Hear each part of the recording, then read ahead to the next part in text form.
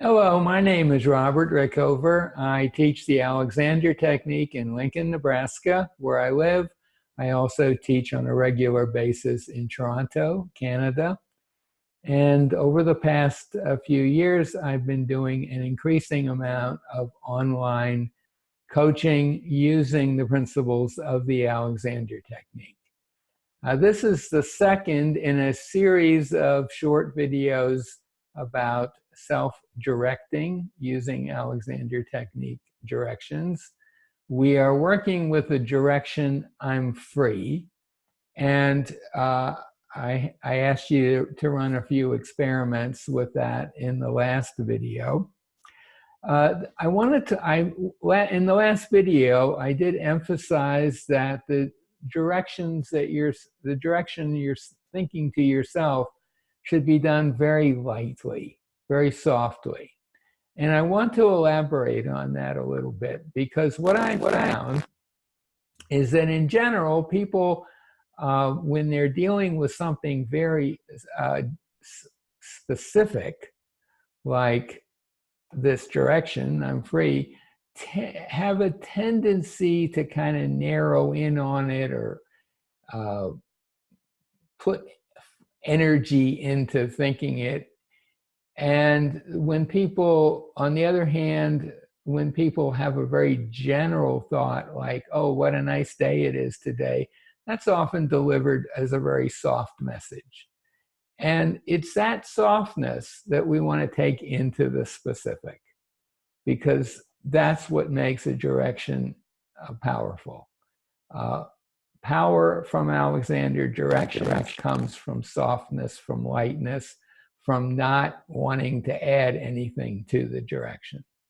So I want to run through a very short experiment that I often do with students, which would involve you sitting in a chair somewhere in a room and gaze around the room and select an object that's an unimportant object, a boring object. I tend to use a small brown desk that sits in one corner of my teaching studio. It has nothing, there's nothing really going for it. It's a boring little desk. And just notice it.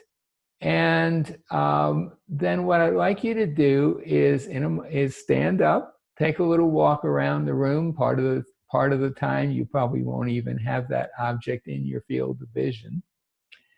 And as you're doing that, the standing up, walking around the room, and then sitting down again, I want you to have a little bit of an awareness of that object. Just make it slightly more in your brain than it might be if we hadn't talked about it. Chances are it's an object that you never think about much. So it's kind of something you're elevating a little bit in your awareness. You're not concentrating on it. You're not really super interested in it, but you are giving a little extra attention to it. Enough attention that, for example, if someone were to ask you a question about it, like in the case of this table, well, there's a drawer in front of the table.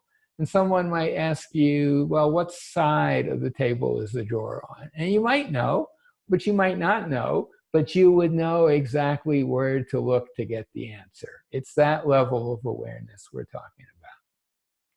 And I find that most students are pretty good at doing that. Maybe it'll take a couple of tries, but that level of efforting to think about that object, if you're doing more efforting than that in using an Alexander direction, you're doing too much.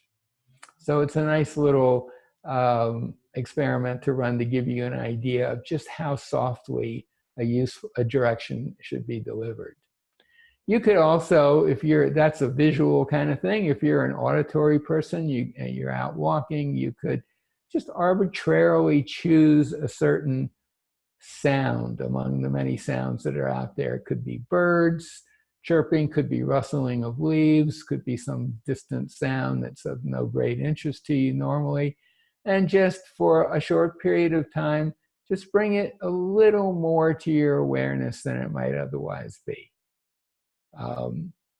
And again, that's the level of intent that we're after. I'll just mention another way of saying some of the same stuff that I've just said. You almost certainly have a light switch somewhere in the room. Typically, it'll be on or off. The light will be on, the light will be off, depending on what you do with the switch. And a nice way to think about that is that the on state and the off state are potentially there all the time. And all you have to do is flick the switch to get one or the other. You don't have to make any effort. You don't have to get into any detail, or you don't have to have any knowledge of the electrical system, the grid system, how bulbs work, or any of that. You just know that turn it on, turn it off. Those two choices are there. And I would say the same thing with the direction. If you have a direction that you've found to be helpful, you simply use it and it's on. And if you decide to turn it off, perhaps as part of an experiment you're running, that's all you do. You just stop using it. So maybe that analogy would be helpful. And we may come back to this business of lightness, but it's a pretty powerful thing to be able to lightly make what's actually a fairly important decision.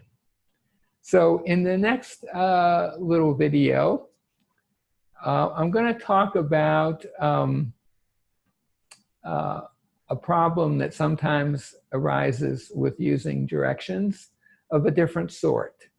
And we'll get to that in the next video.